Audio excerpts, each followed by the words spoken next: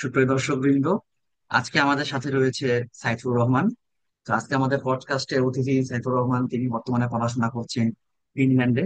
আজকে মূলত আমরা তার বাংলাদেশ থেকে ফিনল্যান্ডে পড়াশোনার যে গন্তব্য এবং জার্নি সে সম্পর্কে জানবো। তো ধন্যবাদ সাইফুর রহমান আজকে আমাকে জয়েন করার জন্য। স্যার মমিন ভাইকে ধন্যবাদ আজকের এই সেশনটা চালু করার জন্য। So, আমার পরিচয় দেওয়ার মতো আমি এখন পর্যন্ত কিছু মনে করতেছি না, বাট আমরা হচ্ছে একসাথে দারুণাতে প্রায় 4 বছর পড়ালেখা করছি, 2017 থেকে 2021 পর্যন্ত। সরি, 2 বছর আর কি, 2 বছর। হ্যাঁ। আর মাঝখানে মমিন ভাই হচ্ছে চলে গেছে আলাদাভাবে, আমি হচ্ছে দারুণাতে ছিলাম।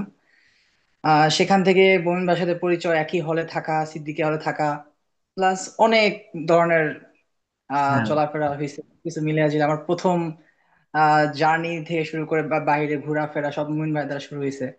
বিশেষ করে রাতের বেলা ফাঁকি দিয়ে হচ্ছে খেলা দেখতে যাওয়া, ওয়ার্ল্ড কাপ খেলা দেখতে যাওয়া, এগুলো সবকিছু, এগুলো এখন পর্যন্ত আমার কাছে সবচেয়ে বেস্ট মেমোরি আমার লাইফে। আমারও। এখন আমি হচ্ছে দারুণাতে থেকে ইন্টার কমপ্লিট করার পর, আলিম কমপ্লিট করার পরে দেন ইউনিভার্সিটি জন্য প্রিপারেশন নিছি, ভার্সিটি অ্যাডমিশন ওটা হয় নাই। দেন হচ্ছে 1-1.5 বছরের মধ্যে আমি হচ্ছে বাইরের জন্য মুভ করলাম আর কি, ফিনল্যান্ডে। এখন এখন বর্তমানে বর্তমানে পড়াশোনা। বর্তমানে আমি হচ্ছে এখন লুট ইউনিভার্সিটি, যেটার নাম হচ্ছে লাপারেন্তা ইউনিভার্সিটি অফ টেকনোলজি। এটাতে হচ্ছে মেকানিক্যাল ইঞ্জিনিয়ারিং এর ব্যাচেলর করতেছি। সেকেন্ড সেমিস্টার রানিং আছে আর কি। আচ্ছা। আচ্ছা, আমরা আলোচনার ফার্স্ট পার্টে হচ্ছে এই জার্নিটা জানতে চাচ্ছি, যে এই যে আলিম থেকে নিয়ে এই যে বর্তমান লাপারান্তা ইউনিভার্সিটি যেটা, এই মাঝখানে হুম হুম। জার্নিটা কিভাবে হয়েছে, এটার অ্যাসপিরেশন কি ছিল, প্রসেসটা কি ছিল, মেইনলি এটাই হচ্ছে আর কি জানতে চাচ্ছিলাম আমরা। আচ্ছা, তো এটা কয়েকটা স্টেপ আছে। সো আলিম, আমাদের তো জানেনই করোনার মধ্যে গেছে আলিমটা। সো আলিম শেষ হওয়ার পরে হচ্ছে আমি বিভিন্ন বাংলাদেশে যে কোচিং সেন্টার গুলো আছে ওখানে ট্রাই করছি, হচ্ছে আমি অ্যাডমিশন প্রিপারেশন নিলাম। দেন আমার হচ্ছে ফার্স্ট স্টেপ ছিল হচ্ছে আমার মেডিকেল পরীক্ষা দিলাম। এখন মেডিকেলের রেজাল্টটা পাওয়ার পরে হচ্ছে আমি দেখলাম যে না, আমার মেডিকেল হয় নাই। তো না হওয়ার পরে তখন হচ্ছে আমার কাছে দুইটা পথ ছিল। হয় আমি হচ্ছে সেকেন্ড টাইম মেডিকেলের জন্য প্রিপারেশন নেব, না হয় আমি হচ্ছে আইএলটিএস দিব। আইএলটিএস দিয়ে বাইরে কোথাও একটা মুভ করবো আর কি।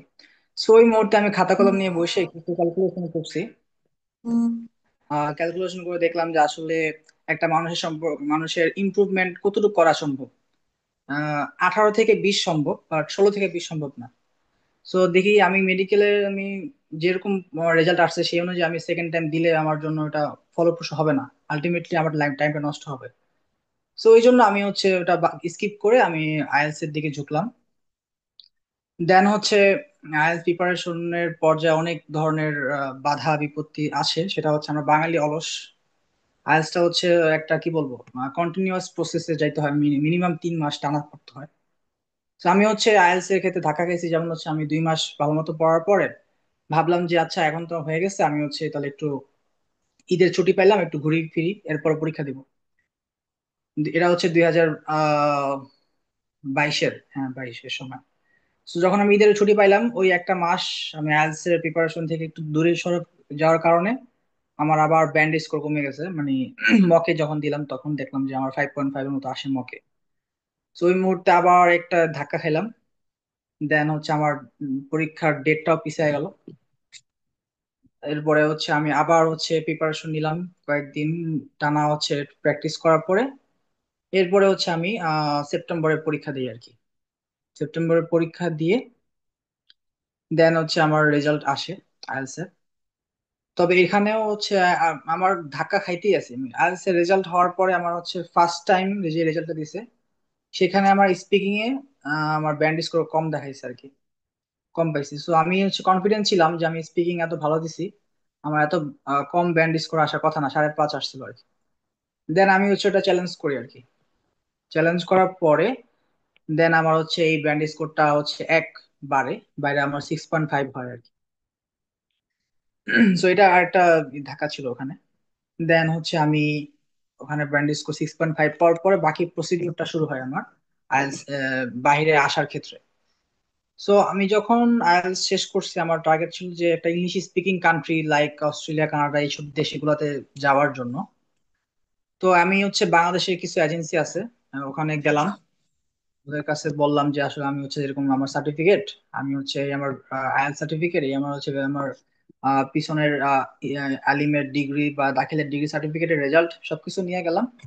তারা বলছে ওকে, আমরা হচ্ছে জানুয়ারি ইনটেকে অ্যাপ্লাই করব অস্ট্রেলিয়াতে। তখন তারা আমাকে বললো যে ঠিক আছে, তুমি অ্যাপ্লাই করবা। আমাদেরকে ফার্স্টে হচ্ছে 2 লাখ টাকা দিতে হবে। এটা হচ্ছে সিকিউর মানি হিসেবে তারা রাখবে, যাতে আমি হচ্ছে আমার ফাইলটা একদম দিছি মাস্ট তাদের কাছে, এটার জন্য আর কি। অনেকে হচ্ছে ফাইল দিয়ে তারা হচ্ছে পরে আর কাজ আগায় না। তো এই কারণে এটা বললো যে সিকিউর মানি হিসেবে তারা এটা রাখবে। ঠিক আছে, আমরা রাখলাম, 2 লাখ দিলাম। দেওয়ার পরে হচ্ছে আমার জানুয়ারি ইনটেকে অ্যাপ্লাই করার কথা। সেক্ষেত্রে জানুয়ারি চলে গেল, ফেব্রুয়ারি চলে গেল, বলে যে আমার অফার লেটার এখনো তারা দিতে পারলো না, এনে দিতে পারলো না। তো আমার ভিতরে একটা খটকা লাগলো, কি ব্যাপার, আমার থেকে লো ব্যান্ড স্কোর 5.5 দিয়ে হচ্ছে অনেকেই অফার লেটার পেয়ে গেছে, তাহলে আমি কেন এত ভালো ব্যান্ড স্কোর পাওয়ার পর অফার লেটার পাইলাম না বা কিছু। এটা নিয়ে আমি হচ্ছে একটু খটকার মধ্যে পড়ে গেছি। দেন হচ্ছে আমাকে এজেন্সির কিছু লোক আমাকে বিভিন্ন এক্সকিউজ দিয়ে দিচ্ছে। যেমন হচ্ছে তারা বলল যে আমি হচ্ছে যেহেতু আমার ব্যাকগ্রাউন্ড মাদ্রাসার, 2024-এ অস্ট্রেলিয়ার গভর্নমেন্ট নতুন রুলস করছে যে মাদ্রাসার ব্যাকগ্রাউন্ডের যে সার্টিফিকেট ওটা তারা হচ্ছে অ্যালাউ করে না। এরকম অনেক ধরনের এক্সকিউজ তারা দিচ্ছে আমাকে। দেওয়ার পরে দেন হচ্ছে তারা বললো যে তুমি চাইলে আরো 6 মাস ওয়েট করতে পারো নেক্সট সেশনের জন্য, জুন জুলাইয়ের জন্য। তখন আমি ভাবলাম যে অলরেডি আমার প্রায় গ্যাপ হয়ে গেছে 1 বছর। এখন যদি আমি আবার জুন জুলাইয়ের মধ্যে ওয়েট করি সেক্ষেত্রে অনেক লস হয়ে যাবে। তো এর মাঝে হচ্ছে আমি ফিনল্যান্ডের কথা শুনতে পারি। আমাদের এলাকার হচ্ছে 2 জন অলরেডি ফিনল্যান্ডে আসছে শুনছি আমি তাদের কাছ থেকে। দেন হচ্ছে আমি তাদের সাথে একটা এরকম অনলাইনে জুমে একটা সেশন করি, কথাবার্তা বলি তাদের সাথে, যে বিষয়গুলো শেয়ার করি। তো তারা বললো যে আচ্ছা এখনো সময় আছে, তোমরা মার্চে একটা অ্যাপ্লিকেশন চলতেছিল ফিনল্যান্ডে ওই সময়। তো রমজান মাস। তো ঠিক আছে, আমি বললাম আচ্ছা কিভাবে কি করতে হয় ভাই বলেন। তো তারা হচ্ছে তাহলে মার্চের অ্যাপ্লিকেশনটার জন্য তারা আমার থেকে ডকুমেন্ট গুলো নিল ফিনল্যান্ডের জন্য। তারপরে হচ্ছে আমি মার্চ, হ্যাঁ, হ্যালো।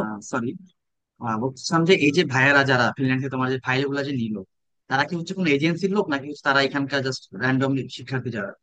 না, এটা হচ্ছে কি, আমি হচ্ছে আমার আইএলস এর কোচিং সেন্টার থেকে তাদের সাথে পরিচয় হয়েছে। মানে আইএলস এ যেখানে আমি কোচিং করছি ঠিক ওই কোচিং সেন্টার থেকে তারা হচ্ছে আগে আইএলস দিছিল, দিয়ে সেখান থেকে তারা হচ্ছে ফিনল্যান্ডে গিয়েছে।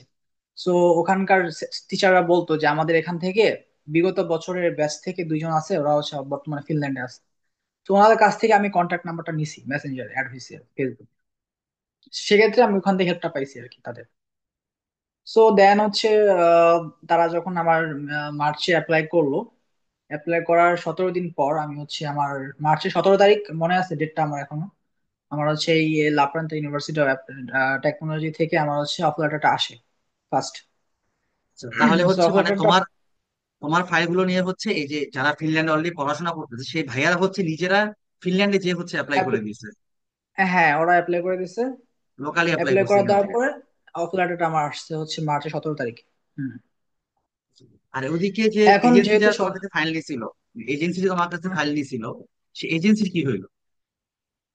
এজেন্সির কি হলো, তো ওই এজেন্সি বলতে হল ওরা হচ্ছে আমাকে টাইম দিল আমাকে, যে তারা চাচ্ছে, টাইম চাচ্ছে তারা, 6 মাস টাইম চাচ্ছে। তো আমি তো টাইমটা তাদেরকে দিব না, সেই জন্য আমি ওখান থেকে না করে দিছি। এখন ওরা আমাকে ওই টাকাটা হচ্ছে আর ব্যাক দেয়নি। সেই ক্ষেত্রে একটা ঝামেলা হয়েছে ওখানে ওদের সাথে বড়। আর ওই সময় হচ্ছে আওয়ামী লীগের একটা ভালো ইয়া ছিল। সো প্রভাবশালী ছিল ওরা।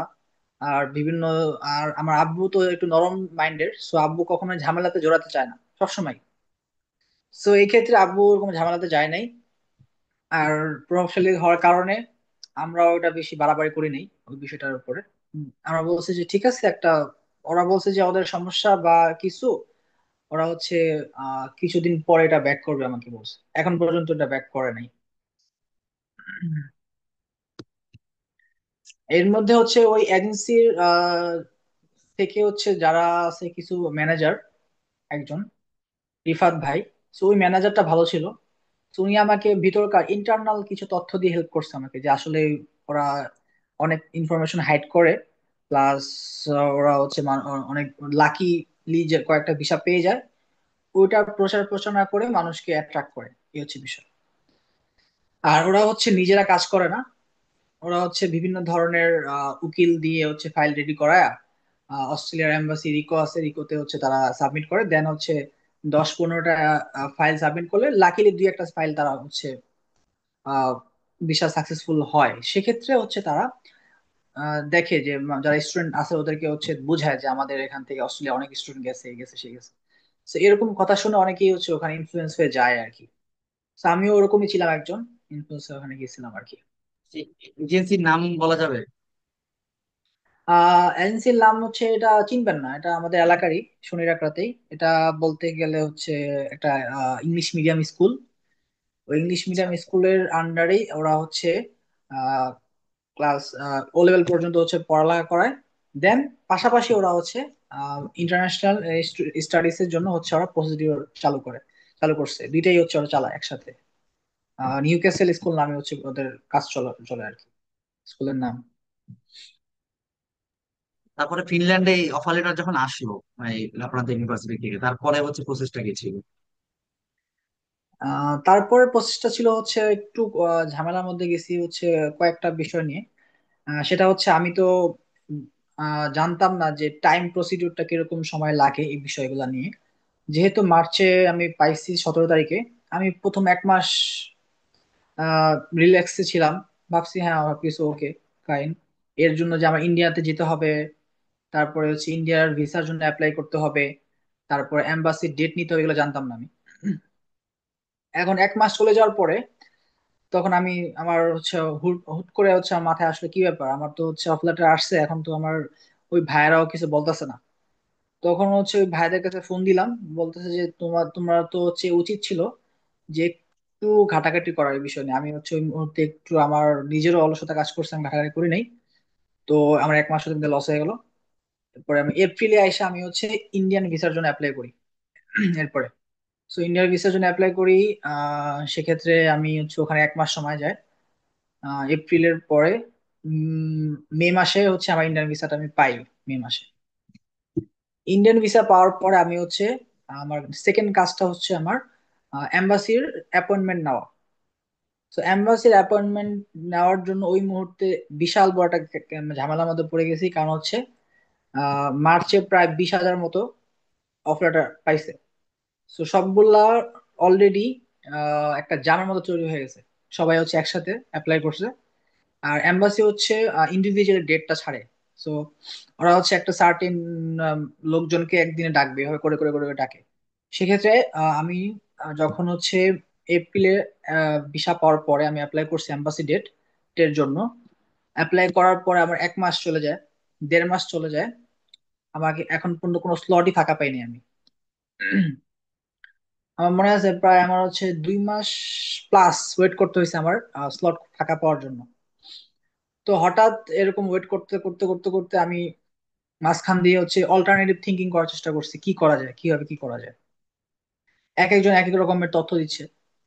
জানি এই মুহূর্ত গুলা হচ্ছে একটু কি বলবো, ক্রিটিক্যাল মুভমেন্ট। তো এইসব সময়গুলো হয়তো অনেকে ফায়দা নিতে চায় টাকা লুফে নেওয়ার জন্য।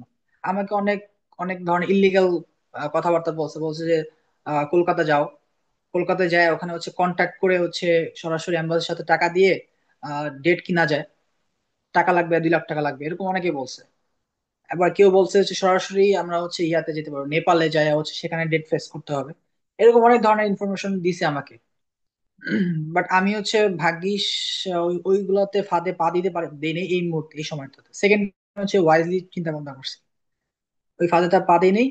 আমি হচ্ছে ভিএফএস এর যে একটা ইয়ে আছে, মানে এম্বাসি ডেটটা নেওয়ার জন্য একটা ওয়েবসাইট আছে, এটা হচ্ছে ভিএফএস গ্লোবাল। ভিএফএস গ্লোবালে আমি সারাক্ষণ হচ্ছে ঢুকে থাকতাম ওয়েবসাইটে, ওদের হচ্ছে নতুন আপডেট কি এগুলো সবকিছু পড়তাম। পড়ার পরে দেখলাম যে ওরা হচ্ছে বললো যে জুনের পরে হচ্ছে ওরা নতুন ডেট দিবে, এর আগ পর্যন্ত সব ব্লক, সব ফিল আপ হয়ে গেছে। এই কারণে আমি একটু নির্ভর থাকলাম। দেখছে জুনের পরে তারা আবার একটা কথা বললো, সেটা হচ্ছে আমাদের ফিনল্যান্ডে হচ্ছে যারা স্টুডেন্ট তারা হচ্ছে তাদের স্পাউস নিয়ে অ্যাপ্লাই করতে পারে আর কি। সেক্ষেত্রে ধরেন 20,000 স্টুডেন্ট, 20,000 স্টুডেন্টের সাথে যদি তাদের একটা করে স্পাউস যায়, তাহলে 40,000 অ্যাপ্লিকেশন হয়ে গেছে অলরেডি। তো এই 40,000 অ্যাপ্লিকেশন হওয়ার কারণে তারা হচ্ছে বিএফএস এর যে কি বলবো ক্ষমতা, ওটা বেশি ক্ষমতার উপরে চলে গেছে, ওদের স্লট দিতে পারতেছে না। এই কারণে জুনের পরে তারা একটা সিদ্ধান্ত নিল যে স্পাউসের অ্যাপ্লিকেশন তারা এখন নিবে না। তারা শুধুমাত্র যারা স্টুডেন্ট, মেইন অ্যাপ্লিক্যান্ট, তাদের অ্যাপ্লিকেশন তারা নিবে। এটা করার ফলে যারা স্পাউস অ্যাপ্লিকেশন আগের থেকে করা ছিল ওদের সব স্লট বাতিল করে দিছে জুনের পর থেকে। প্লাস যারা পেন্ডিং ছিল ওদেরকেও দেয় নাই। দেওয়ার ফলে আমি জুনের মাসে আমি হচ্ছে আমার স্লটটা পাই। স্লটটা ছিল হচ্ছে আমার জুলাই মাসের 13 তারিখ আমি স্লটটা পাই আমার এম্বাসি ফেসের জন্য আর কি। এখন জুলাই 13 তারিখ হচ্ছে আমার এম্বাসি ডেট। আর ইন্ডিয়ান ভিসা তো আমি আগেই নিয়ে নিছি। সো এখন হচ্ছে আমার কাজ হচ্ছে ইন্ডিয়াতে যাওয়ার জন্য প্রিপারেশন নেওয়া। সো আমি হচ্ছে মনে আছে আমি জুলাই 13, জুলাই 10 তারিখে আমি হচ্ছে এয়ার টিকিট কাটি দিল্লির উদ্দেশ্যে। ওখানে হচ্ছে আমি পরে এখন চিন্তা করলাম যে আমি যেহেতু ফার্স্ট টাইম যাবো ইন্ডিয়াতে, আমার কি কি করতে হবে না করতে হবে জানি না, দেখি একটা পোস্ট দিয়ে দেখি আমাদের গ্রুপে, ফিনল্যান্ডের গ্রুপে। তো ফিনল্যান্ডের গ্রুপে একটা পোস্ট দিলাম যে হচ্ছে ওই দিন 13 তারিখে কারা কারা বিএফএস ফেস করবে, কেউ আছেন কিনা। সেক্ষেত্রে আমি পোস্ট দেওয়ার পর আমার এখানে কমেন্টে দুইজন সাড়া দিছে, ওরাও যাচ্ছে। তাও ওদের সাথে হচ্ছে আমার দেখা হয় এয়ারপোর্টে। তো আমরা তিনজন মিলে একসাথে হচ্ছে পরে আমরা ইন্ডিয়াতে যাই। যাওয়ার পরে দিল্লিতে ওখান থেকে যাই, পাহাড়গঞ্জে উঠি একটা হোটেলে। সেখান থেকে আমরা হচ্ছে এক রাত থাকি। তারপরের দিন সারাদিন একটু ঘোরাফেরা করার পরে 13 তারিখে হচ্ছে আমরা এম্বাসি ফেস্ট করি আর কি। এই এম্বাসি ফেস্ট করার আগে আমার হচ্ছে কিছু ডকুমেন্ট রেডি করতে হয়েছে আমার। ডকুমেন্ট রেডি করার জন্য হচ্ছে আমার ফার্স্টলি ছিল হচ্ছে আমার আহ, দাখিল আলিম সার্টিফিকেট লাগবে মাস্ট। প্লাস হচ্ছে আমার আইএল সার্টিফিকেট। দেন হচ্ছে ফিনল্যান্ডের ক্ষেত্রে হচ্ছে মোস্ট ইম্পর্টেন্ট হচ্ছে আমার স্পন্সর।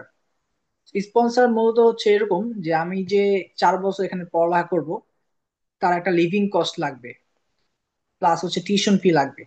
তো এই টিউশন ফি এবং লিভিং কস্ট এই দুইটা জিনিস হচ্ছে বেয়ার করবে কে, এরকম একজনকে আমার দেখাইতে হবে যে কিনা আমার পক্ষ হয়ে গ্রান্টেডটা নিবে, যে সে আমার এই পুরা ফাইন্যান্সিয়াল সাপোর্টটা দিবে।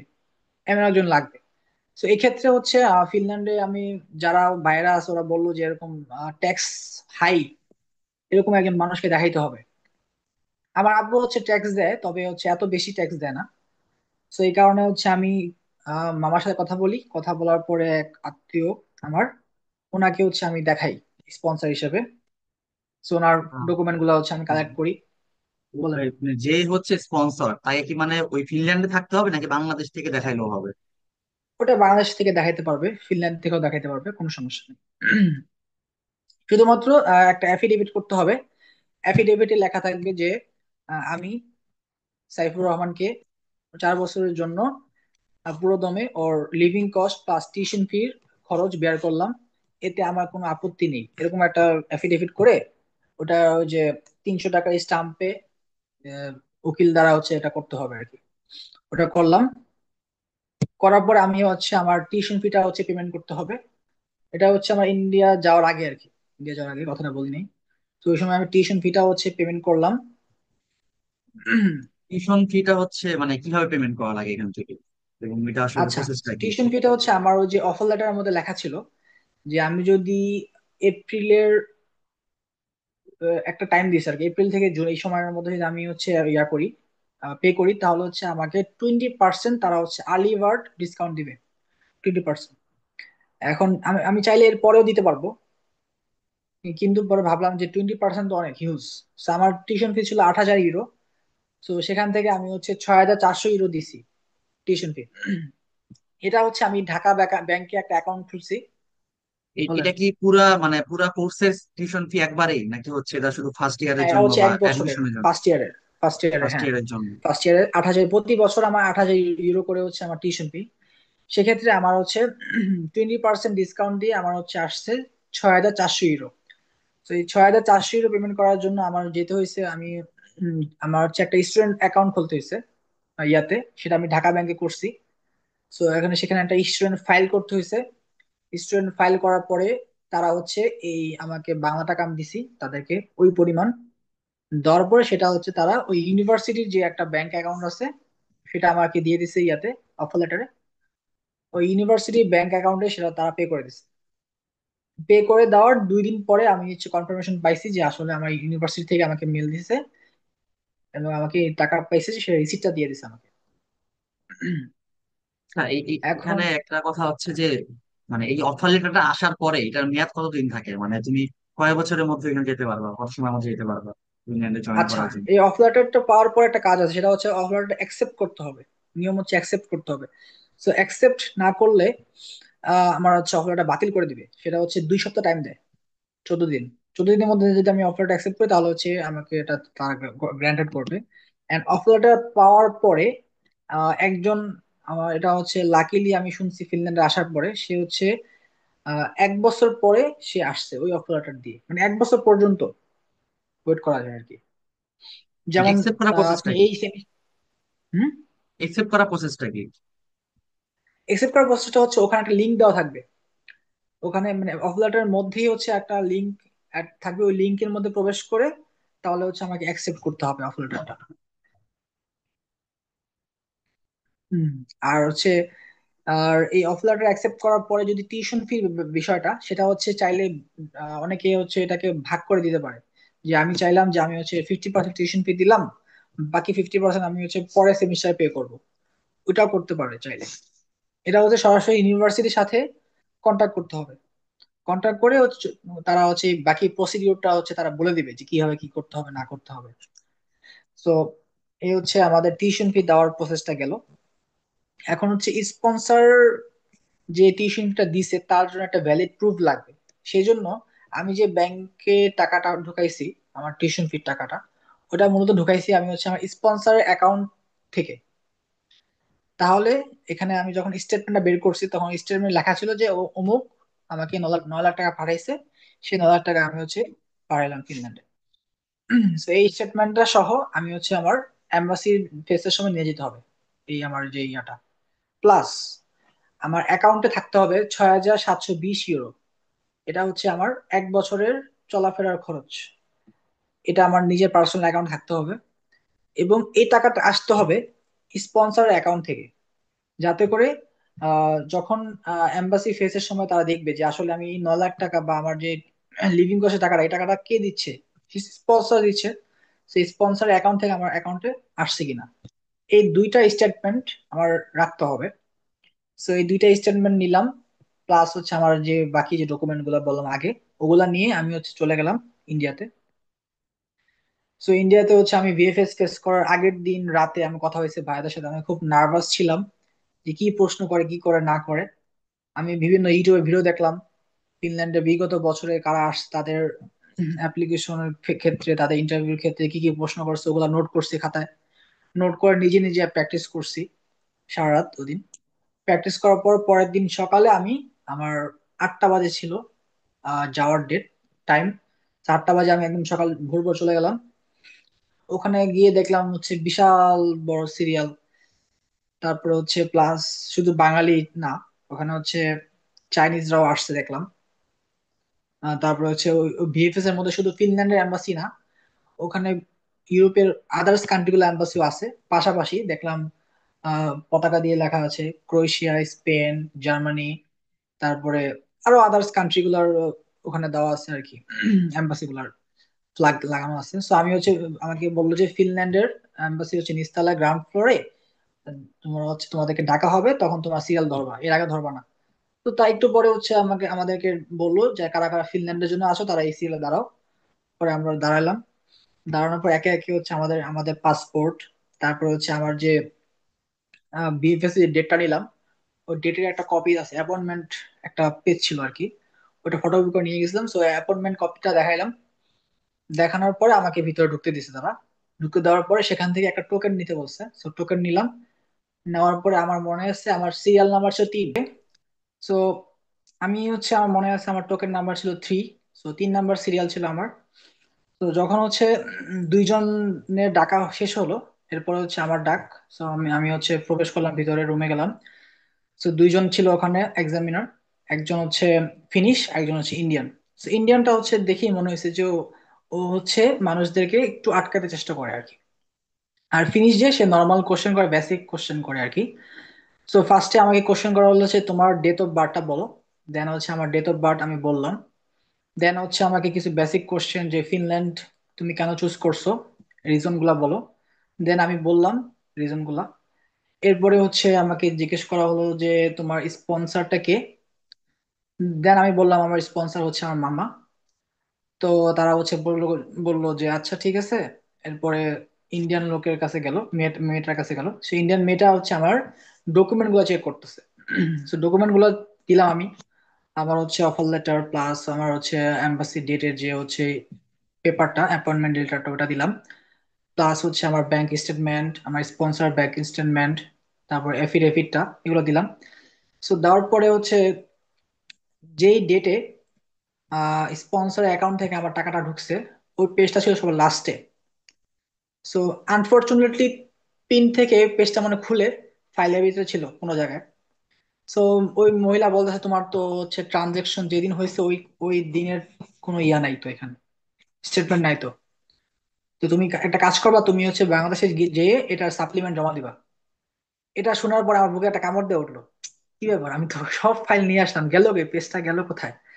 পরে আমি বললাম ম্যাম একটু ওয়েট করেন, আমার কাছে তো ছিল, এটা দেখতেছি আমি। পরে আমার ফাইল ছিল দুইটা। দুইটা ফাইল ওই মুহূর্তে খোঁজাখুঁজি করতে করতে করতে দেন দেখলাম যে হচ্ছে ফাইলের মধ্যে রয়ে গেছে কাগজটা। তো ওটা নিয়ে দিলাম। দেওয়ার পরে আমি হচ্ছে, তারা চেক করলো, বললো হ্যাঁ ওকে ঠিক আছে, তোমার সাপ্লিমেন্ট লাগবে না। এরপর আমাকে পরের সেগমেন্টে নিয়ে গেল, যেখানে হচ্ছে আমার ছবি তুলবে এবং ফিঙ্গারপ্রিন্ট নিবে। তো এরপরে ওখান থেকে বের হয়ে আমি হচ্ছে আরেকটা রুমে যাওয়ার জন্য, ওখানে সিরিয়াল আছে, ওখানে ওয়েট করতেছি। তো ওখানে গেলাম, ওখানে যাওয়ার পরে আমার সিগনেচার রাখলো, প্লাস হচ্ছে আমার ছবি তুললো, আমার হচ্ছে 5 আঙ্গুলের ফিঙ্গারপ্রিন্ট নিল। নেওয়ার পরে তারা হচ্ছে বললো যে ঠিক আছে তোমার সব ডান। আমার ফাইলগুলো তারা রেখে দিল। রেখে দেওয়ার পরে পাসপোর্টটা চেক টেক করে আমাকে ব্যাক করে দিল, শেষ। এই হচ্ছে আমার ইন্টারভিউ এক্সপিরিয়েন্স। আচ্ছা, তো ভিসা প্রসেসটা কি, তারা ওইখান থেকে তারা ভিসা দিয়ে দেয় না না, এম্বাসি থেকে ওখান থেকে তখন? ভিসা দিয়ে দিয়ে দেয় না, ওখান থেকে ভিসা দিয়ে দেয় না। সো অন্যান্য ইউরোপিয়ান কান্ট্রিতে আমি সিস্টেমটা হচ্ছে তার পাসপোর্টের মধ্যে হচ্ছে সিল মারে বা একটা স্টিকার দেয়। তো আর ফিনল্যান্ডের মধ্যে এটা দেয় না। ওটা হচ্ছে সম্পূর্ণ আমাদের কুরিয়ারের মাধ্যমে আমাদের বাসায় দিয়ে দিবে, একটা হচ্ছে রেসিডেন্ট পারমিট কার্ড যেটা বলা হয়। আমার ওই রেসিডেন্ট পারমিট, আরপি কার্ড বলা হয় ওটাকে। So, ওই আরপি কার্ডটা হচ্ছে আমি পরে কালেক্ট করবো বাংলাদেশে, যে এম্বাসিটা আছে ওখানে, ওখান থেকে। ইয়াতে সুইডেনের একটা এম্বাসি আছে বাংলাদেশে, বনানীতে। আচ্ছা আচ্ছা সো সুইডেন এম্বাসিতে তারা হচ্ছে এটা পাঠিয়ে দিবে কুরিয়ারের মাধ্যমে। আচ্ছা। সো দেন হচ্ছে আমার ভিসা ইন্টারভিউ শেষ হওয়ার পর আমি হচ্ছে ওখানে 2 দিন স্টে করলাম ইন্ডিয়াতে। 2 দিন স্টে করার পর আমার ফ্লাইট ছিল 16 তারিখ। 16 তারিখ সকালে। আর আনফরচুনেটলি ওই দিনই বাংলাদেশে ঢাকা ইউনিভার্সিটিতে মারামারি গুলো হলো, মর্মান্তিক ঘটনাগুলো ঘটলো জুলাই মাসে 16 তারিখ। ফেসবুকে দেখলাম, নিউজ টিউজ দেখলাম। সো আমি বাসা থেকে, তারা বলতেছে যে তুমি একটা কাজ করো, ফ্লাইট ক্যান্সেল করে দাও, পরে আসো। কারণ এর আগের দিন হচ্ছে 15 তারিখে হচ্ছে কয়েকটা ফ্লাইট ডিলে হয়েছে। প্লাস অনেকেই হচ্ছে ফিরে আসছে এয়ারপোর্ট থেকে। পরে আমি বললাম যে না থাক, 16 তারিখে আমি দেখি কি অবস্থা। পরে এয়ারপোর্টে গেলাম 16 তারিখ। দেন হচ্ছে আমার ফ্লাইট 1 ঘন্টা ডিলে হওয়ার পরে আমি হচ্ছে 3টা 4টার দিকে মনে হয় হয়তো বা আমি বাংলাদেশে আসছি। তো ওখান থেকে, এয়ারপোর্ট থেকে বাসায় আসার সময় তো একটু স্ট্রাগল করতে হয়েছে আমার। নিরাপত্তা বা রাস্তাঘাটে আগুন টাগুন ধরে গেছে, এরকম ওই মুহূর্ত গুলা ছিল। ওই পরে আমি হচ্ছে বাসায় চলে আসলাম। বাসায় চলে আসার পরে আমার হচ্ছে অপেক্ষার সময়, ডিসিশন পাওয়ার অপেক্ষা করতেছি আমি। 2 দিন গেল, 3 দিন গেল, 5 দিন গেল, 7 দিনের দিন। 7 দিনের দিন আমি হচ্ছে, আমাকে ফোন দিছে আহ ওই ভাই ফোন দিছে এই ফিনল্যান্ড থেকে। আমি ধরতে পারি না কলটা। এখন ওই ফিনল্যান্ডের থেকে যে ভাইটা কল দিয়েছে তার সাথে আবার কন্ট্যাক্ট ছিল ওই এজেন্সির, ওই যে আইএলস এর ওখানে যে একটা ম্যানেজার আছে, ম্যানেজার। তো ম্যানেজার কে বলছে যেমন আমার সাইফুল, ওর তো ডিসিশন আসছে, ওকে জানা দাও। পরে হচ্ছে ওই ম্যানেজার আমাকে ফোন দিছে, রিফাত ভাই। So উনি কল দিয়ে বলছে এমন এমন তোমার ডিসিশন পজিটিভ আসছে, আহ তোমার ভিসা হয়ে গেছে। এই আর কি। সো এটা হচ্ছে জুলাইয়ের 22 তারিখে আমার ডিসিশন আসছে, জুলাই মাসের 22 তারিখে, যে হ্যাঁ। এরপরে জুলাই মাসের 22 তারিখে ডিসিশন আসার পর আমি হচ্ছে এখন আমার হচ্ছে আর আচ্ছা। পি কার্ড পাওয়ার অপেক্ষা। তো মানে ওই ফিনল্যান্ডে যে ভাই, সে জানলো কিভাবে যে তোমার ভিসা চলে আসছে বা তোমার ডিসিশন চলে আসছে? এই বিষয়টা জানার কারণ হচ্ছে ফিনল্যান্ডের আমার যে ভিসা অ্যাপ্লিকেশনটা অনলাইনে করতে হয়। তো ভিসা অ্যাপ্লিকেশনটা হচ্ছে অনলাইনে ওনারা করে দিছে ইন্টার ফিনল্যান্ডে। তো ইন্টার ফিনল্যান্ডে অনলাইনে অ্যাপ্লিকেশন করার পর ওখানে তিনটা স্টেপ দেখা যায়। ফার্স্ট হচ্ছে ডকুমেন্ট সাবমিট, সেকেন্ড হচ্ছে ভিসা ইন্টারভিউ, তারপর থার্ড হচ্ছে আমার হচ্ছে এরকম ডিসিশনের জন্য তারা হচ্ছে গ্রিন সিগন্যাল এরকম একটা ওয়েবসাইটে দেওয়া দেওয়া থাকে ওয়েবসাইটে। আর আরেকটা বিষয় হচ্ছে তাদের মেল দিয়ে তারা হচ্ছে এই অ্যাপ্লিকেশনটা করছিল। এই কারণে ওই মেলের মধ্যে হচ্ছে এই ডিটেলস গুলা গেছে ফার্স্টে ফার্স্টে। আর আরেকটা কারণ কারণ হচ্ছে আমি আমাদের এম্বাসির একটা ফি আছে, এটা হচ্ছে 350 euro, 350 euro. So 350 euro pay করতে বাংলাদেশ থেকে করলে এটা নেয় না, পেমেন্ট নেয় না, এমন সমস্যা হয়। কাইন্ডলি একটু হোল্ড করেন, রেকর্ডিংটা একটু হোল্ড করেন।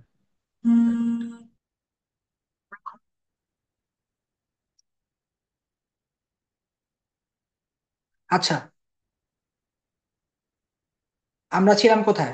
আমরা ছিলাম হচ্ছে আহ ওই যে ফি 350 ইউরো যে ফি ছিল, সেই ফিটা হচ্ছে হ্যাঁ, এখান থেকে। 350 ইউরো ফিটা, সো ওই 350 ইউরো ফিটা হচ্ছে ফিনল্যান্ডের থেকে তারা পেমেন্ট করে দিচ্ছে আমাকে। তো ফিনল্যান্ড থেকে পেমেন্ট করে দেওয়ার কারণে অ্যাক্সেসটা তাদের কাছে ছিল। আমার ফাইল, আমার হচ্ছে যে ইন্টার ফিনল্যান্ডের ওই অ্যাক্সেসটা, আমার হচ্ছে ডিসিশন দেখার সবকিছু অ্যাক্সেস তাদের কাছে ছিল। তো এই কারণে ওরা দেখছে আর কি। ওরা দেখে আমাকে জানাইছে যে হচ্ছে আমার ডিসিশনটা আসছে। এরপরে হচ্ছে আমাকে আমার এম্বাসি থেকে একটা রিসিপ্ট দিছিল ট্র্যাকিং করার জন্য। ওখানে লেখা আছে ট্র্যাকিং নাম্বার, কিভাবে আমি হচ্ছে আমার এই আরপি কার্ড ট্র্যাক করবো যে কয়দিন লাগবে শিপমেন্ট হইতে। তো ওখানে 14 দিন দেখাইছে, 14 দিন। সো আগস্টের আহ, জুলাইয়ের 22 তারিখে হচ্ছে আমার আসছিল হচ্ছে ডিসিশন। আর আগস্টের 13 তারিখে হচ্ছে আমি আরপি কার্ড কালেকশন করি বর্ণাঢ্য যেয়ে। আগস্টের 13 তারিখে হচ্ছে আমি কালেকশন করি, করার পরে হচ্ছে আমার ওখানে লেখা ছিল যে সেপ্টেম্বর 30 তারিখে আমার হচ্ছে থাকতে হবে ফিনল্যান্ড। সো এর পরে যাওয়া যাবে না, এর আগে যেতে হবে আর কি। সো আমি হচ্ছে তাহলে কি করব এখন, হচ্ছে এয়ার টিকেটের বিষয়। সো এয়ার টিকেট কাটার জন্য আমি হচ্ছে ট্রাই করলাম কয়েকটা জায়গায়। সো সেক্ষেত্রে আমার আব্বু হেল্প করছে। তো আব্বুর আগের যে ফ্রেন্ড ছিল ওর মাধ্যমে হচ্ছে আমি হচ্ছে টিকিটটা কাটি হচ্ছে টার্কিশ এয়ারলাইন্সে। সেপ্টেম্বরের 6 তারিখে টিকিটটা কাটি। দেন হচ্ছে আমার সেপ্টেম্বরের 6 তারিখে টিকিট কাটার আগে আমি হচ্ছে চিন্তা ভাবনা করি যে আসলে ওখানে বাসা নিতে হবে। সো বাসা নেওয়ার একটা বিষয় আছে। সো এই কারণে আমি হচ্ছে অ্যাপ্লিকেশন করি অনলাইনে। লোয়াস নামে একটা ওয়েবসাইট আছে ওখানে। লোয়াস এটা হচ্ছে প্রতিটা ফিনল্যান্ডের এরিয়া ভিত্তিক ওয়েবসাইট আছে বাসার জন্য। যেমন লাপারান্তার জন্য লোয়াস, হেলসিঙ্কির জন্য হচ্ছে হোয়াস। সো আমি প্রথমে যেহেতু আমার লাপ্রান্তা ইউনিভার্সিটিটা, সো আমি লোয়াসে অ্যাপ্লিকেশন করি। আর যেহেতু আগেই বললাম যে প্রায় অনেক স্টুডেন্ট ঢুকবে এই সেশনে, এই কারণে ওই অ্যাপ্লিকেশনটা হচ্ছে আমি জানতাম না যে ভিসা পাওয়ার আগেই করা যায়। সো অনেক ধরনের ইনফরমেশন ল্যাকিংস থাকার কারণে আমার এই ওখানে একটা ভোগান্তি হয়েছে আমার। সো আমি কি করছি, আমি আগস্টের লাস্টে যে অ্যাপ্লিকেশন করছি বাসার জন্য, অথচ ওই মুহূর্তে কি অলরেডি বাসার যে লিমিটটা অলরেডি ফিল আপ হয়ে গেছে। সো স্টুডেন্টরা যারা অফার লেটার পাইছে, অফার লেটার পাওয়ার পরপরই তারা হাউস অ্যালায়েন্সের জন্য অ্যাপ্লাই করে ফেলছে, বা এই যে অ্যাকোমোডেশনের জন্য অ্যাপ্লাই করে ফেলছে। সো ওদের কি হচ্ছে আগে তারা অ্যাপার্টমেন্ট দিয়ে দিছে রেন্ট। সেই কারণে আমি আর লোয়াসের বাসা পাইনি। এখন পরে ওই ভাইদের কাছে বললাম, সো ওরা বলছে ঠিক আছে সমস্যা নাই। তো আমার হচ্ছে ইমিগ্রেশনের একটা অ্যাড্রেস দেখাইতে হবে যে আমি কোথায় উঠবো। সো এখন কি করবো আমি, আমার তো অ্যাড্রেস নাই। সো সেক্ষেত্রে আমি হচ্ছে ওই ভাইয়াদের যে বাসা অ্যাড্রেস, সো ওইটা কালেক্ট করলাম। কালেক্ট করার পরে ওই অ্যাড্রেসটা হচ্ছে আমি সাথে রাখলাম। পাশাপাশি হচ্ছে আমার আরেকটা প্রবলেম হয়েছে, সেটা হচ্ছে আমার টাকা ছিল ঢাকা ব্যাংকে, আমার হচ্ছে লিভিং কস্টের টাকা। এখন সিস্টেম হচ্ছে ফিনল্যান্ডের যে ইমিগ্রেশন, সেই ইমিগ্রেশনে হচ্ছে তারা আমাকে আমার এই লিভিং কস্টের টাকাটা আমার কাছে আছে কিনা তারা চেক করবে ওই মুহূর্তে এয়ারপোর্টে। সো হয়তো বা আমাকে অনলাইন ব্যাংকিং এর মধ্যে দেখাইতে হবে, না হলে হয়তো বা কার্ড দিয়ে টাকা উঠায় দেখাইতে হবে বা কিছু। এখন ঢাকা ব্যাংকের তো আর কোনো ট্রানজাকশন হয় না ইন্টারন্যাশনালি। সো ওই মুহূর্তে কি করব আমি, তখন হচ্ছে পরে ব্র্যাক ব্যাংকে গেলাম, সিটি ব্যাংকে গেলাম। তো কথা বলে দেখলাম যে তাহলে সিটি ব্যাংকে সম্ভব। সিটি ব্যাংকের যে ইয়াটা আছে, অ্যাপসটা আছে অনলাইন ব্যাংকিং অ্যাপস, সেটা দিয়ে হচ্ছে বাহির থেকে হচ্ছে তারা তাদের অ্যাকাউন্টে টাকা দেখা যায়। সেক্ষেত্রে পিনকোডটা আসে জিমেইলে। সো পরে আমি সিটি ব্যাংকে আবার অ্যাকাউন্ট করলাম। করার পরে ওখানে হচ্ছে আমি আমার এই লিপিং কস্টের টাকা 6,720 ইউরো রাখলাম। রাখার পরে দেন হচ্ছে আমি প্রিপারেশন অলমোস্ট ডান, ডকুমেন্ট টকুমেন্ট সব নেওয়া শেষ। দেন হচ্ছে আমি বাংলাদেশ এয়ারপোর্ট থেকে হচ্ছে আমি ফিনল্যান্ডের উদ্দেশ্যে রওনা দিয়েছি 6 তারিখ সেপ্টেম্বরে। আমার জার্নি ছিল হচ্ছে শুক্রবার ওই দিন। শুক্রবার ছিল রাত প্রায় কটা বাজে, হ্যাঁ, রাত 2টার দিকে ফ্লাইট ছিল আমার। তো ওই মুহূর্তে হচ্ছে এয়ারপোর্টের উদ্দেশ্যে যেদিন রওনা দিয়েছি ওই দিন বাংলাদেশের অবস্থা খুবই খারাপ ছিল। আহ হানি ফ্লাইওভার থেকে শুরু করে পুরো রাস্তা সব ব্লক ছিল। সো ওই দিনের লাস্ট আসার যে এক্সপিরিয়েন্সটা আমার খুব খারাপ ছিল আর কি। তারপরে আমার একটা অবস্থা ছিল যে গাড়ি আমরা ভাড়া করছি, ওই গাড়ির তেল প্রায় শেষের দিকে ছিল। সো ড্রাইভার ভাবছিল কি যে কাজলা পাম্প থেকে ড্রাইভার তেল নিয়ে দেন হচ্ছে এয়ারপোর্টের উদ্দেশ্যে রওনা দিবে, যেহেতু টাইমও কম ছিল। সো ওখানে তেলে পাম্পে হিউজ সিরিয়াল ছিল।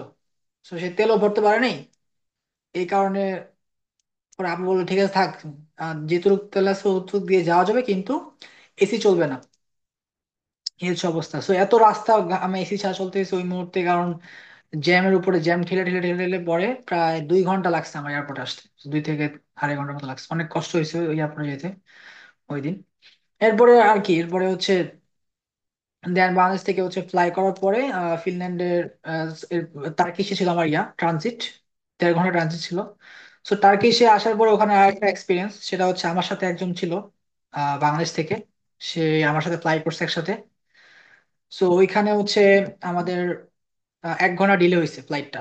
ডিলে হওয়ার কারণে আমরা মাঝখানে পাইছি 50 মিনিট চেঞ্জ করার জন্য, প্লেন চেঞ্জ করার জন্য। সো এয়ারপোর্টটা ছিল অনেক বড়।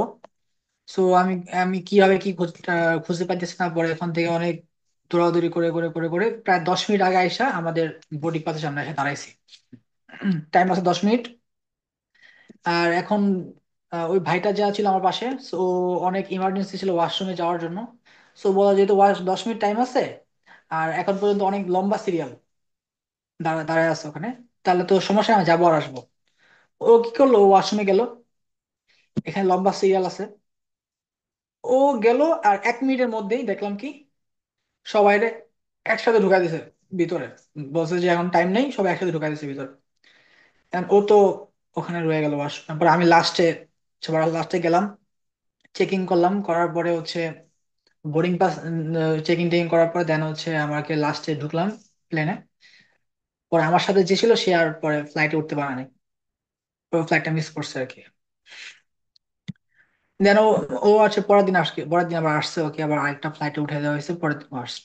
সেখান থেকে আমার ফিনল্যান্ডের যে ইয়াতে উঠলাম আলাদা আরেকটা প্লেনে, ওটার নাম হচ্ছে ফিনিয়ার। সো ফিনিয়ারে আমার পাশে এক ভাই বসছে। সো উনি প্রায় দীর্ঘ 10 বছর যাবত ফিনল্যান্ডে আছে। সো উনি আমাকে অনেকটা হেল্প করছে ইমিগ্রেশনের জন্য। আমি নার্ভাস ছিলাম অনেক, ইমিগ্রেশন আমাকে কি করে না করে। আমি হচ্ছে বিভিন্ন ভিডিও দেখছিলাম ইউটিউবে, যে ইদানিং প্রায় 3 জনকে হচ্ছে সরাসরি ইমিগ্রেশন থেকে ব্যাক করে বিদেশে পাঠিয়ে দেওয়া হয়েছে, যারা হচ্ছে ভুল ইনফরমেশন দেয় বা প্রপারলি তাদের সাথে কমিউনিকেশন করতে পারে না, বা হচ্ছে তাদের ব্যাংকের যে টাকাটা ওটা ফেক থাকে। এরকম অনেক কিছু হওয়ার কারণে এরকম প্রায় 2-3 জনকে সরাসরি ব্যাক করে দেওয়া হয়েছে ফিনল্যান্ড ইমিগ্রেশন থেকে আর কি। তো এই জন্য আমি হচ্ছে একটু ভয়ে ছিলাম যে আসলে কি হয়। সো আমার পাশে যে ভাইটা ছিল সে হচ্ছে আমাকে বলছে যে আসলে এরকম কিছুই না, আমাকে প্রপারলি হচ্ছে আই কন্টাক্ট রাখতে হবে তাদের সাথে। প্লাস হচ্ছে আমার যে ভ্যালিড ডকুমেন্ট গুলো আছে ওগুলো দিতে হবে। আর বেশি কথা বলা যাবে না আর কি, ওভার কথা বলা যাবে না। দেন হচ্ছে উনি সামনে গেল ইমিগ্রেশনে, আমার উনি আমি আমি ওনার পিছনে গেলাম। দেন হচ্ছে ইমিগ্রেশনে আমাকে ফার্স্টে জিজ্ঞেস করলো যে হ্যাঁ তোমার আরপি কার্ডটা দাও। আমি আমার আরপি কার্ডটা তাদেরকে দিলাম। দেওয়ার পর তারা চেক করলো আমার আরপি কার্ডের মধ্যে একটা নাম্বার আছে, সোশ্যাল সিকিউরিটি নাম্বার। সো ওই নাম্বারটা হচ্ছে টাইপ করলে আমার সকল ডিটেলস তাদের কাছে থাকবে অনলাইনে। তো সেখানে তার ডিটেলস চেক করলো। এরপরে তারা বললো যে তুমি কোথায় উঠবা, তোমার ডিটেলসটা বলো, বাসার অ্যাড্রেসটা। দেন আমি বললাম যে রাজধানী 16A7 পুকিন মাকিতে আমি উঠবো। পরে বললো যে এখানে কে থাকে। পর বললাম আমার একটা ফ্রেন্ড থাকে, ওদের বাসা আপাতত উঠবো, আমি এখনো বাসা পাইনি। এরপরে হচ্ছে আমি 1 মাস পরে মুভ করব। আচ্ছা ঠিক আছে, দেন হচ্ছে বলো তোমার কাছে কত টাকা আছে। পরে আমি বললাম যে আমার কাছে 500 ইউরো ক্যাশ আছে, আর বাকি টাকা হচ্ছে আমার অ্যাকাউন্টে আছে। এটা বললাম, কনফিডেন্টলি বললাম। তারা আমার অ্যাকাউন্টটা চেক করলো না, বললো ওকে, তুমি যাও। দেন হচ্ছে আমার ইমিগ্রেশন ফিনিশ হয়ে গেল, আমি হচ্ছে ওখান থেকে বের হয়ে চলে আসলাম। দেন হচ্ছে এয়ারপোর্টে ওই ভাই দুজন ছিল, ওরা হচ্ছে আমাকে রিসিভ করলো এয়ারপোর্ট থেকে। রিসিভ করে দেন হচ্ছে তাদের বাসায় আসলাম। দেন খাওয়া দাওয়া করলাম, করে হচ্ছে এই আর কি যাত্রা শেষ হলো আর কি আমার ফিনল্যান্ডে। আচ্ছা। আর কোনো প্রশ্ন প্রশ্ন থাকলে করতে পারেন মাঝখানে, এই আর কি। জি। তো কথা হচ্ছে যে মানে এই যে এই যাত্রাটা শুরু থেকে শেষ পর্যন্ত ভিসা একসেপ্টেন্স এবং এই রিজেকশন রেট কত? ধরো যে ইন্ডিয়া যখন ভিসা ইন্টারভিউর জন্য গেলা, ওরা কি কত পার্সেন্ট একসেপ্ট করা, কি কত পার্সেন্ট রিজেক্ট করে? হ্যাঁ, ফিনল্যান্ডের 99% ভিসা অ্যাকসেপ্টেন্স রেশিও আছে ফিনল্যান্ডে। কারণ হচ্ছে ওরা, ওদের ভিসাটা মেইনলি হয় হচ্ছে ইয়ের উপর, স্পন্সরের ডিটেলস এর উপর। আর হচ্ছে ফাইনান্সিয়ালি যাদের স্পন্সর বেশি ভালো, টাকা দেখাইতে পারে, তাদেরকে হচ্ছে ভিসাটা দেয়। আর একটা বিষয় হচ্ছে, যার ডকুমেন্ট যত বেশি স্বচ্ছ, প্যাচ গোছ নাই, তাদেরকে ভিসাটা দিয়ে দেয়। অনেকে অনেক ধরনের পেপারস নিয়ে যায়, এই সেই এক্সপিরিয়েন্স থেকে শুরু করে অনেক ধরনের পেপার দিয়ে ভারী করে ফেলে ফাইল। সো এত ফাইল তারা দেখতে পারে না, ওরা আগে থেকে ওগুলো বাদ দিয়ে দেয়। এত সময় তো তাদের নাই, সো যত বেশি স্বচ্ছ থাকা যায়, এই হচ্ছে আচ্ছা, বিষয়। এখন ধরো যে এখানে তুমি তো হচ্ছে ধরো যে আগেই অলরেডি ওদেরকে হচ্ছে ফার্স্ট সেমিস্টারে টাকা দিয়ে দিছো অফার লেটার পাওয়ার হ্যাঁ। পরে, আর্লি বার্ডে। হুম। এন্ড দেন তুমি হচ্ছে ভিসা ফেস করতে গেছো ইন্ডিয়াতে। তো যদি হুম। সামহাও তোমার ভিসা রিজেক্ট করে দিত, তাহলে তো তোমার ভার্সিটি ফি টাকাটা ফেরত দিত। অবশ্যই ফেরত দিত। ওখানে লেখা আছে, আমার অফার লেটারের মধ্যে লেখা আছে, আমার রিফান্ড পলিসি লেখা আছে। আমি যদি কোনো কারণে ভিসা না পাই, সেক্ষেত্রে তারা হচ্ছে আমার যে অ্যাকাউন্টের মাধ্যমে আমি টাকাটা পাঠাইছি ঢাকা ব্যাংকের, ঠিক সেম হুম। অ্যাকাউন্টে তারা হচ্ছে টাকাটা ব্যাক করে দিবে। এই আচ্ছা। পলিসিটা দেওয়া আছে ওখানে ডিটেলসে। ইভেন ধরো তোমার ইমিগ্রেশন থেকে তো ফেরত পাঠায় দিতে পারে। সাপোজ ইমিগ্রেশন থেকে ফেরত হ্যাঁ, পাঠায় দিল, তো সেই ক্ষেত্রে? তখন হচ্ছে টিউশন ফিটা ব্যাক পাবো আমি। টিউশন ফি ক্লেম করে তারা ব্যাক করে দিবে, এই হচ্ছে বিষয়। কিন্তু এম্বাসি যে একটা ফি আছে, 350 ইউরো, এগুলো পাবো না। তারপর আমার একটা আচ্ছা। হেলথ ইন্স্যুরেন্স কিনতে হয়েছে আমার, 99 ইউরো দিয়ে। তো এই হেলথ ইন্স্যুরেন্সও টাকা ব্যাক পাবো না, এগুলো আর কি। বুঝতে পারছি। তাহলে আমরা এখানে এখান থেকে বুঝলাম যে ধরো যে আহ চাইলে কি হচ্ছে, ধরো বাংলাদেশ থেকে আমি একা কোনো এজেন্সি টেজেন্সি ছাড়াই আমি নিজে বাসায় বসে কি ফিনল্যান্ডের টোটাল আবেদন টাবেদন সবকিছু করে ফেলতে পারবো? অবশ্যই, অবশ্যই। এখানে কিছু নির্দিষ্ট ওয়েবসাইট আছে যারা হচ্ছে প্রপার সব ধরনের ইনফরমেশন ওখানে দেওয়া আছে। তো আমি যখন অ্যাপ্লিকেশন করি, আমার ক্ষেত্রে এই ইনফরমেশন গুলো আমার মাথায় ছিল না। তো আমি আসার পরে এগুলো জানছি আস্তে আস্তে, যে ভিসার জন্য হচ্ছে ইন্টার ফিনল্যান্ড, ভিসা অ্যাপ্লিকেশনের জন্য ইন্টার ফিনল্যান্ডে ওখানে হচ্ছে ডকুমেন্ট সাবমিট করতে হবে। সাবমিট করার পরে তারা হচ্ছে আপনাকে ইন্টারভিউতে ডাকবে। এটা হচ্ছে ইন্টার ফিনল্যান্ডে সবকিছু ওখানে করা দেওয়া আছে। আর হুম। ইউনিভার্সিটিতে অ্যাপ্লাই করার জন্য আরেকটা ওয়েবসাইট আছে, সেটা হচ্ছে স্টাডি ইনফো। স্টাডি ইনফোতে গেলে ওখানে হচ্ছে ইউনিভার্সিটি প্লাস হচ্ছে কি কি কোর্স এবং কোর্সের রিকোয়ারমেন্ট কি কি, সবগুলো ওখানে দেওয়া দেওয়া আছে। আচ্ছা। আর রেসিডেন্ট পারমিটের ক্ষেত্রে কোন ক্যাটাগরি রেসিডেন্ট পারমিট আমাদের হবে, যেমন আমার হচ্ছে এ ক্যাটাগরি, তারপরে হচ্ছে বি ক্যাটাগরি আছে। এগুলো হচ্ছে সকল ডিটেলস গুলো পাওয়া যায় হচ্ছে মিগ্রিতে। তো মিগ্রিতে গেলে সেটা হচ্ছে আমার ভিসা রিলেটেড সকল ধরনের ডকুমেন্টস পাওয়া যায় ওখানে। হুম। লাইক আমাদের স্পন্সরের ক্ষেত্রে কি কি ডকুমেন্ট লাগবে, তারপরে হচ্ছে মাস্টার্স যে যাওয়ার ক্ষেত্রে কি কি ডকুমেন্টস লাগবে, ব্যাচেলর ক্ষেত্রে কি কি ডকুমেন্টস লাগবে, এই ধরনের ডিটেলস গুলো হচ্ছে আমরা পাবো ওয়েবসাইট গুলোতে গেলে। হুম। আর কিছু প্রসিডিওর আছে ধাপ, স্টেপ বাই স্টেপ। যেমন ফার্স্টে হচ্ছে আপনার অফার লেটার পাওয়ার জন্য স্টাডি ইনফোতে গিয়ে সাবমিট করতে হবে ইউনিভার্সিটির কাছে। দেন হচ্ছে ইউনিভার্সিটি আপনাকে অফার লেটার দিবে। অফার লেটার পাওয়ার পরে আপনার হচ্ছে অ্যাকসেপ্ট করতে হবে। অ্যাকসেপ্ট করার পরে দেন হচ্ছে ভিসা প্রসিডিওর। ভিসা প্রসিডিওর ক্ষেত্রে ফার্স্ট হচ্ছে ভিএফএস গ্লোবাল যেটা আছে, ওটাতে হচ্ছে আবার অ্যাপয়েন্টমেন্ট নিতে হবে বিএফএস গ্লোবালে। বিএফএস গ্লোবালে হচ্ছে আমার এই ভিসা ইন্টারভিউটা হয়। সো ওখানে অ্যাপয়েন্টমেন্ট নেওয়ার জন্য অনেক সময় হচ্ছে আমরা যেমন ট্যুরিস্ট ভিসা দিয়ে অ্যাপ্লাই করে ফেলি। আর এখন যেহেতু ট্যুরিস্ট ভিসা দিতেছে না ইন্ডিয়া, সেক্ষেত্রে আগে নিতে হবে বিএফএস এর ডেটটা। সেক্ষেত্রে বিএফএস এর যেই তারিখে আপনার হচ্ছে ইন্টারভিউ, ওই তারিখের যে কাগজটা, ওটা দেখা যদি ইন্ডিয়াতে অ্যাপ্লাই করা হয় ইন্ডিয়ান ভিসার জন্য, এটাকে বলা হয় ডাবল এন্ট্রি ভিসা। সেই ভিসাটা পাওয়া যায় এখন। এই আচ্ছা। হচ্ছে ইন্ডিয়ান ভিসা নেওয়ার ক্ষেত্রে এটা। দেন হচ্ছে ভিসার যে ইন্টারভিউ ফেস করার আগেই হচ্ছে ভিসা ফিটা দিয়ে দেওয়া। যদি ইন্টারভিউর আগে দিয়ে দেওয়া হয়, সেক্ষেত্রে তাদের কাছে প্রায়োরিটি বেশি থাকে যে অমুক অমুক আমার ফাইলটার টাকা আমি পেয়ে গেছি আগে। তো তারা হচ্ছে হুম, তাদেরকে একটু বেশি ভালো চোখে দেখে, বা একটু বুঝতে পারছি। কি বলবো, ওই অ্যাপ্লিকেশন গুলো আগে তারা চেক করে। হুম। এরপরে অনেকে কি করে, ইন্টারভিউ ফেস করার পরে গিয়ে আবার টাকা দেওয়া যায়। ওখানে হচ্ছে ক্যাশে টাকা দেওয়ার অপশন আছে ওখানে। ইন্ডিয়াতে ক্যাশের অপশন আছে যাও। সেক্ষেত্রে তাদের হচ্ছে ফাইলগুলো পরে দেখে, টাকা পাওয়ার পরে তারা ফাইলটা দেখে। যেহেতু আমি এখানে আগেই ফিনল্যান্ডে টাকা পে করে দিছি, আমার ফাইলটা তার আগে থেকে তারা দেখছে। এই হচ্ছে বিষয়। আর হচ্ছে আমার একটা হেলথ ইন্স্যুরেন্স কিনতে হয়, হেলথ ইন্স্যুরেন্স কিনবো। আর হচ্ছে স্পন্সর ডকুমেন্ট গুলো কালেকশন করবো, এগুলো তো এই আছে। হেলথ ইন্স্যুরেন্স এটা কি হচ্ছে বাংলাদেশ থেকে কিনা যায়? হ্যাঁ, বাংলাদেশ তবে থেকে কিনা যায়, এটা বাংলাদেশ থেকে পেমেন্টটা কিনা যায়। কিভাবে এটা হচ্ছে করবো? একটা ওয়েবসাইট আছে, সুইস কেয়ার। আমি সুইস কেয়ার থেকে কিনছি। সুইস কেয়ারে গেলে ওখানে হচ্ছে পেমেন্ট করতে হবে ইউরোতে। তো সেক্ষেত্রে যদি আপনি আপনার যদি ব্যাংক কার্ড থাকে, কোন একটা ব্যাংক কার্ড জানি, ওটা দিয়ে হচ্ছে ইন্টারন্যাশনাল ট্রানজেকশন হয়, ওটা দিয়ে হচ্ছে করতে পারবেন। আর যদি ওটা না হয়, না থাকে, তাহলে হচ্ছে কারোর সাথে কন্ট্যাক্ট করে দেন বাইরে থেকে ওটা পেমেন্ট করে দিতে হবে আর কি, ওই টাকাটা। তাহলে হচ্ছে টোটাল খরচ গেল কত? আমি যদি শুরু থেকে বলি তোমার, যে তোমার হচ্ছে স্টাডি ফি ফার্স্ট সেমিস্টারের জন্য ছিল হচ্ছে মানে ফার্স্ট ইয়ারের জন্য ছিল 8,000 ইউরো। হুম এটা হুম। প্লাস 350 ইউরো হচ্ছে তোমার আহ, একটা ফি ছিল। Embassy fee. Embassy 350 euro. আর দেন হচ্ছে আরো 99 ইউরো ছিল হচ্ছে তোমার হেলথ ইন্স্যুরেন্স ফি। হ্যাঁ, এর হেলথ বাইরে কি ইন্স্যুরেন্স। আর কোনো হচ্ছে বিদেশি ট্রানজাকশন গেছে? না, আর আর কোনো বিদেশি বাইরে কোনো ট্রানজেকশন নাই। এতটুকু হচ্ছে আমাদের বেসিক টাকাটা আচ্ছা, লাগে আর আর কি। আর হোম রেন্ট মানে রেন্ট অ্যাকোমোডেশন এগুলার পেমেন্টটা কিভাবে ও করছে? হ্যাঁ, এটার জন্য হচ্ছে আমি যে ভাইয়াদের বাসায় আসছিলাম, ওদেরকে আমি হচ্ছে 150 ইউরোর মতো দিছিলাম রেন্ট। বাংলাদেশি টাকায় প্রায় 20,000 টাকার মতো দিছিলাম, অগ্রিম দিয়ে দিচ্ছি 20,000 টাকা তাদেরকে। যেহেতু আমি এখানে এসে উঠবো, 1 মাস থাকবো, তো 1 মাসের বাসা ভাড়া ওদেরকে দিছিলাম আর কি আমি। আর যদি আমি অনলাইনে বাসা পাইতাম, ওই যে হুম, লোয়াসের বাসা বা হোয়াসের বাসা, হুম। সেক্ষেত্রে আমাকে পেমেন্ট করতে হতো আর কি, সেক্ষেত্রে বাসা পেমেন্ট পাইলে গুলো আর কি। কেমন কেমন কি আসে এক্ষেত্রে পেমেন্ট গুলো? এটা হচ্ছে যেমন আমাদের লোয়াসের বাসা ক্ষেত্রে সর্বনিম্ন বাসা হচ্ছে 250 থেকে 300 এর মধ্যে বাসা পাওয়া যায় এখানে। এটা কি ইয়ারলি নাকি হচ্ছে মান্থলি?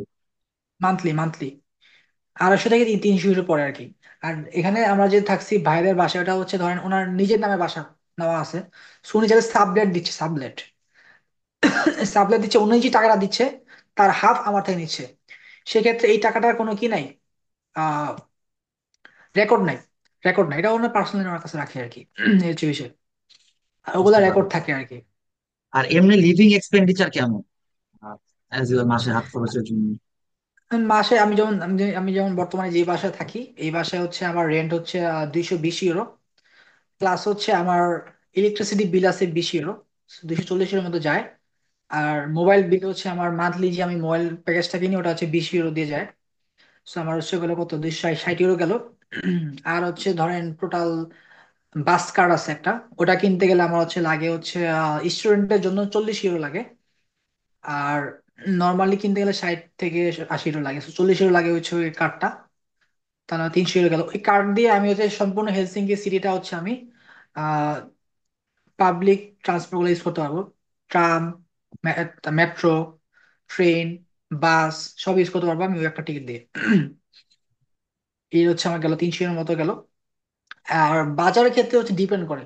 তো কোনো মাসে আমার 150 এর মধ্যে হয়ে যায়, কোনো মাসে আমার 100 এর মধ্যে হয়ে যায়। তো 1 থেকে 150 এর মধ্যে আমার খাওয়া দাওয়া খরচ মাসে হয়ে যায়।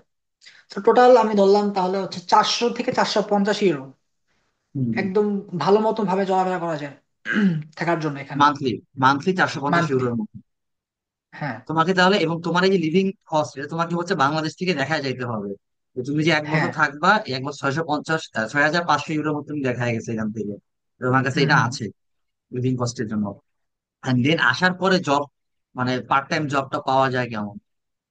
মানে লিভিং এটা এক্সপেন্ডিচার হচ্ছে পার করার জন্য। আমি আসার পরে হচ্ছে 2 মাস, 2 মাস হচ্ছে আমি বাসা থেকে হচ্ছে 1 লাখ টাকার মতো আনছি। আয়না হচ্ছে আমি আমার বাসা ভাড়া, খাবার খরচ এগুলো দিলাম। দেওয়ার পরে হচ্ছে আমি হচ্ছে আমার এখানে কিছু ডকুমেন্ট আগে রেডি করতে হয়। যেমন হচ্ছে আমি ফিনল্যান্ডে আসার পর আমার প্রথম কাজ হচ্ছে আমার ডিভিবি করতে হবে, ডিভিবি, ডিবিবিটা হচ্ছে এখানকার যে ডিজিটাল ডাটা আমার কালেক্ট করে তারা এটা। সেখানে যে আমার পাসপোর্ট, আমার আরপি কার্ড, এগুলো দিয়ে তার আমার আমার হোম অ্যাড্রেস এগুলো দিলে তারা এটা অনলাইনে আপডেট করে দিবে। তাহলে আমার হচ্ছে সার্চ করলেই আমার নামে আমার ডিটেলস সব এসে পড়বে অনলাইনে। এটা হচ্ছে ফার্স্ট রেজিস্ট্রেশন করতে হয়। দেন হচ্ছে আমার ব্যাংক করতে হবে, সেভিং ব্যাংকে অ্যাপয়েন্টমেন্ট নিলাম। নেওয়ার পরে হচ্ছে সেক্ষেত্রে ব্যাংকে অ্যাপ্লিকেশন করার পর তারা বললো যে তোমার এখনো ব্যাংক অ্যাপ্লিকেশন হবে না, কারণ হচ্ছে তোমার একটা কার্ড লাগবে, সেটা হচ্ছে পুলিশ কার্ড। জানতাম না আমি এটা। তো পরে পুলিশ কার্ড করতে যাব।